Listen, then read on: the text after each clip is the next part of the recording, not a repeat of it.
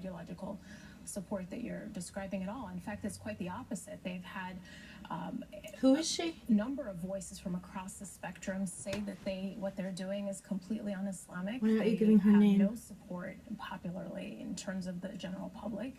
But yet, they're still there, but so are many other terrorist organizations, and their primary victims are Muslims. I think that's very important. And to that point, I think what speaks the loudest. Give her fucking name. Is the blood that's spilling from Australia to now California.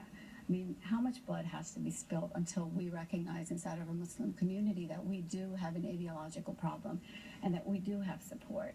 I mean, there are hundreds spilling in Syria, and it's mostly Muslims. Hundreds and hundreds of followers of Islamic State around Europe and the U.S. The studies are showing this, and all you have to do is look at the conversation inside of our mosques and inside of our communities, and you will hear it, and I hear it.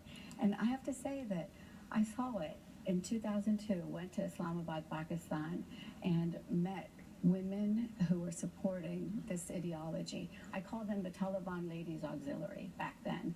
This young woman in California would have been a star member of it. Go ahead, Elizabeth. I had actually, after the Paris attacks in this country, we all patted ourselves on the back and said, well, we have a much more assimilated Muslim population. Oh, sure. Give the New York Times But does this attack credit. Put that to, I mean, does that give you pause now? Are we wrong about that? When we talk about a wall, right, to try to keep out this threat, the problem is that these are ideas, and they are filtering throughout the world. And it is naive, and I think ultimately the reason why we as Muslims stood on Friday and went to the mosque and took these risks on our own lives is because we've had enough. Like, the world has had enough. That's an important thing. That requires bravery to do what she's talking about. But I'm hearing here that this Muslim movement for women is what we have to focus on. And women have been doing, I think, the right thing, having the conversations, talking to people about that. And I hate this idea that we, as Americans, are going to say we're going to have a sense at the border, someplace else, that figure out whether Muslims can come to the United States. Muslims have a right to every other people, to come to the United States. Right. And we have to be concerned about the gun killing are people who are Americans, who are Irish, who are English, who are all around the country. So we don't want to find it. Just as we don't want to bury our heads in the sand about serious issues, a meme is now circulating that's called the Ostrich Brigade. Yeah. And it's used to describe all those people who are burying their heads in the sand. Why do we give her name? Because she's a big mouth? Denial, deflection, and a demonization of those of us who want to speak honestly about these issues of extremism. And Dahlia, we have to do it. This is a book called Women in the Shade of Islam. It's published by the government of Saudi that's her name? Arabia.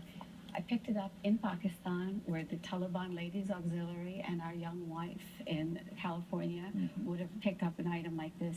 And it puts out that Salafi Wahhabi ideology that is ultimately the toxic poison that is crossing all these borders. Saying that to her. The last word. I think it's important to understand that ISIS's biggest enemy are ordinary Muslims. That's why they're fleeing. That's why they are the primary victims of ISIS.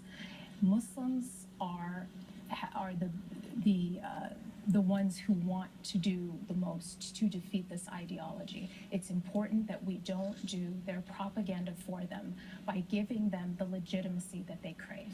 All right. So I just Go ahead. want to say one more You word. did that! This is the declaration, and we're going to share this with the world, we'll because show people on our phone. this is the Islam that we want to see in the We'll world. let people that want to see more on that, we'll put the link on our website.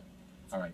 Thank you, Azra. Dahlia, when we come back, the Republicans Thank you, have this Azra? great Really? theory that the terror attacks have only helped one man, Donald Trump.